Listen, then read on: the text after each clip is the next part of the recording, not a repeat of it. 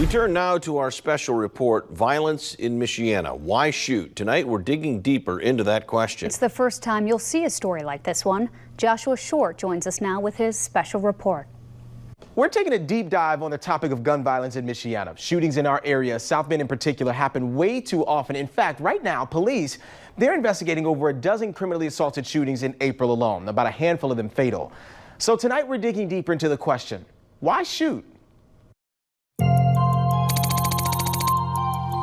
In order to answer that question, we're going to the source. An inmate at the Indiana Department of Corrections Correctional Industrial Complex. And so we asked those who pulled the trigger. To accept this call, press 0.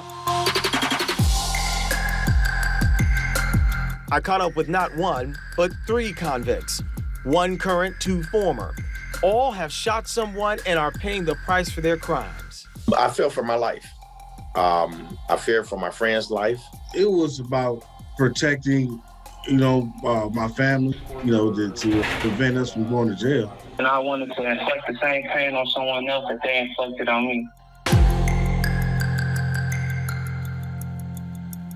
We start with Darius Marshall, arrested in August of 2017 on an attempted murder charge in Indianapolis. His sentence, 16 years for aggravated battery. He's currently serving 7.5 years. I spoke to him via Zoom with his mother, Takesha, who lives in South Bend, holding a phone in one hand and a picture of her son in the other. Did you ever envision or think about the consequences before you attempted to kill somebody else? Not at that moment. Dealing with that type of pain and not knowing how to deal with it because it's so foreign, I had kind of just lost control, and at the time, I wasn't really thinking about nothing else but, for lack of words, trying to soothe my own pain, and I thought that might have helped. His pain stems from an incident involving a loved one. He says someone shot his brother, so he decided to take matters into his own hands. What happened after you pulled the trigger? I don't know. I was in a very emotional state then, so I really don't even, a lot of stuff I don't even remember. He may have tried to even the score, but he says this game has no winners. Luckily, the person he shot is still alive today. Yeah, I was so far gone, I felt like I passed away too. There was no winners here. I still feel it to this day. And this is why I do the work that I do, because no one should lose a life. Isaac Hunt, former felon, arrested February 27, 1990 on charges of murder and attempted murder. He was sentenced to 30 years in prison, but served 10 years after his sentence was modified to 20. That year, Hunt killed a man outside Barnaby's, just outside downtown South Bend. He says it was self-defense. When you end up in these type of situations, when gun violence is happening, your rationale is not there. I admittedly got away from the scene because I was scared. Within 24 hours, I had contacted my lawyer, talked to my family and everything, and then we turned the stuff in. I talked to Hunt via Zoom, along with a man who also did time for fatally shooting a person. Was it drug-related? Yes. Antron Crockett, former drug pusher, charged with murder and conspiracy to commit murder. He was arrested in 2004 and sentenced to 40 years, but only served 16 after he got a sentence modification of 20. There was regular drug transaction, and he got to the point to where he didn't like how things was being handled.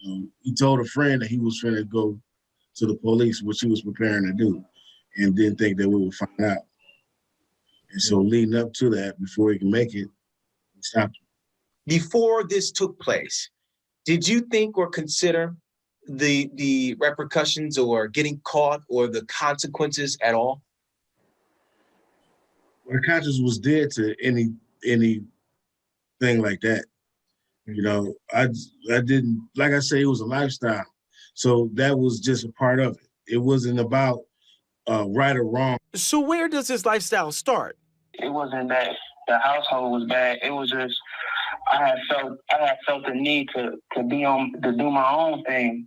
So I kind of rebelled against the path that they was trying to steer me to. And I went on my own path. Mama stressed, daddy stressed, if they even around because they're at work or whatever. And boy, go sit down, I ain't got time for that. You can't. And so these emotions get stuck, right? And how they gonna, and so now you out in the community and now it's just anger.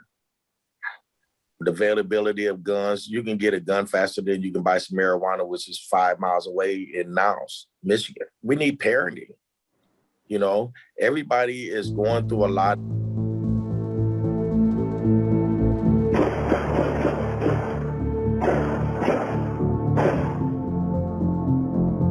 ShotSpotters activation at 606 Illinois. When you hear about this gun violence, how do you feel? I feel a lot of remorse because it's like I said, I got 2 little boys and a daughter of my own, so I don't think any parent want to go through the situations that my mother had to go through. So I feel a lot of remorse for the parents. These 3 men, once held captive by their past, are looking forward to preventing others from following in their footsteps. People walking around hopeless for the most part. That's why they're doing what they do.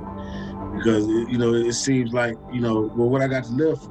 When I go downtown and I look downtown, I see cranes going up everywhere, all on the east side of town, all downtown. When you look to the west and the north side of town, you don't see nothing going on. You don't see no cranes. So why would I value my life when the people who is controlling the money don't value my life as well? They say a good start, communal camaraderie.